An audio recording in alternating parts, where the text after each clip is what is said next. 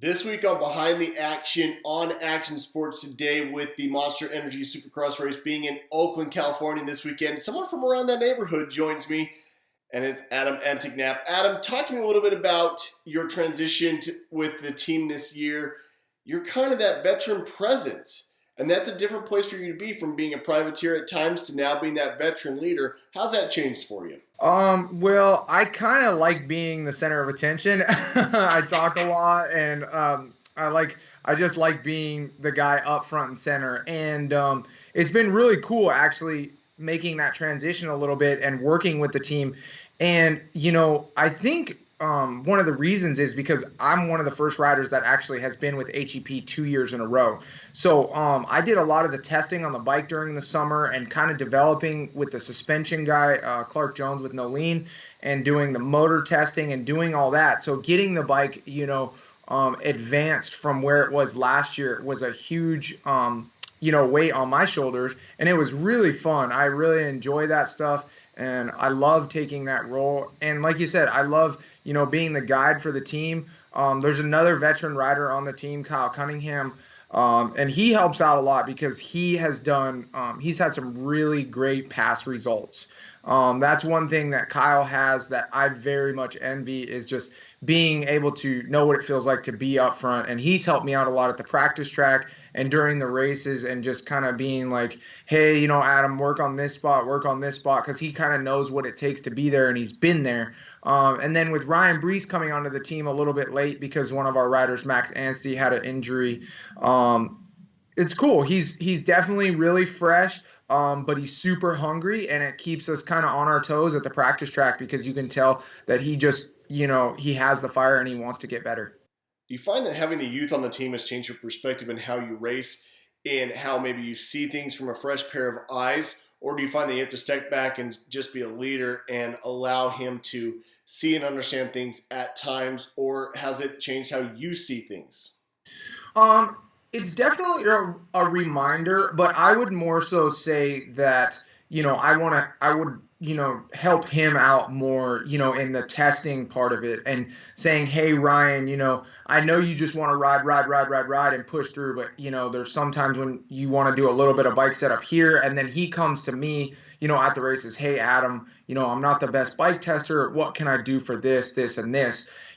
So I've helped him out. And then absolutely, just seeing that fire in him, that keeps everybody kind of going. And it's cool. It's a nice unit. The Adam that's in the helmet is different than the Adam that's out of the helmet in terms of your passion for music. But this year, people can be a part of that passion for music in a different way through Supercross the game. How did that come about? How long did it take? And is it an experience that you would just do all over again? It took about 6 months, so it's definitely a while. It wasn't easy. So Supercross the game called me from Italy, and actually Feld kind of set up the phone call because obviously we're on totally different time zones, and I think maybe even days. But regardless, they gave me a call, and they kind of initially started out like, hey, Adam, we want to have you do a song for the game. And then it turned into very quickly, it got real for me because after the first conversation where I kind of was like in for it, I was like, yeah, I think this is going to be a cool idea. And I can make something for the game, no problem. And then pretty much after that first conversation, it got really real. They said, we want you to do the commercial and we want you to make the theme song for the commercial. So that was like, oh, wow, this is a bigger deal than maybe I thought it was going to be. I feel like this was definitely one of my bigger opportunities to kind of showcase, on another level. I think it was good for me. I think it was good for our sport just to kind of have me intertwined with not only the racing part of it, but, the gamer aspect of life, because a lot of people play video games, and just being on the commercial during the program. Going back to the commercial, it was just a lot of planning. I had my guy Joe Carlino, my videographer Jason Leeper, and so many other people that were involved in this. It took really 3 to 4 months just to do 48 hours of filming. So it was just planning, and then wham, it was all slammed into 2 days. And then, the budget was crazy, and we absolutely killed it in those 2 days.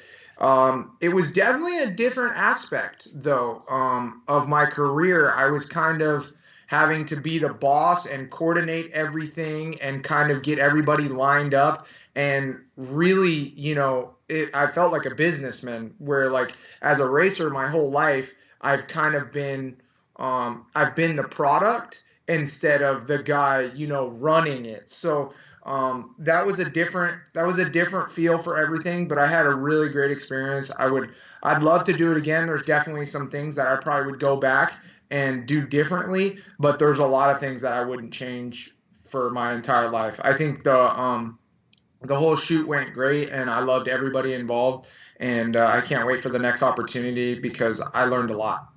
Well, hopefully, at least you got one free video game out of it. But that being said, we've talked before about you and your music and how you use your music to find an escape and leave just racing out of it, and you go to your music to find balance and recenter yourself. But now you've taken your music and you've mixed it with the racing. Did that enhance your ability to find that balance of how that music can recenter you, or did it detract it? I think a little bit of both.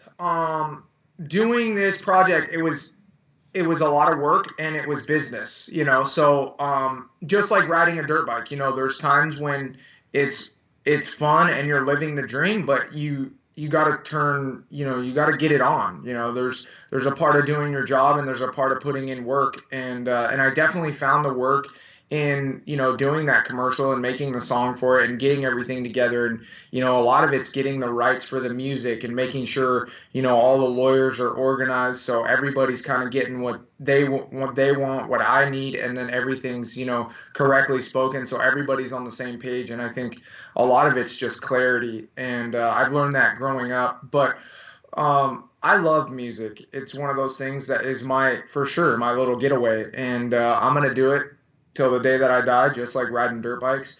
But I wouldn't say I found any more or less in my music by doing this commercial. But I think the greatest thing is that it's really kind of turning into another job for me, which, it's like, it's funny to say that because most people in their lives are, dreaming of that one thing. When you're a kid, you want to be an astronaut, you want to be a fireman, you want to be a supercross racer, a baseball player, a football player, whatever you want to call it.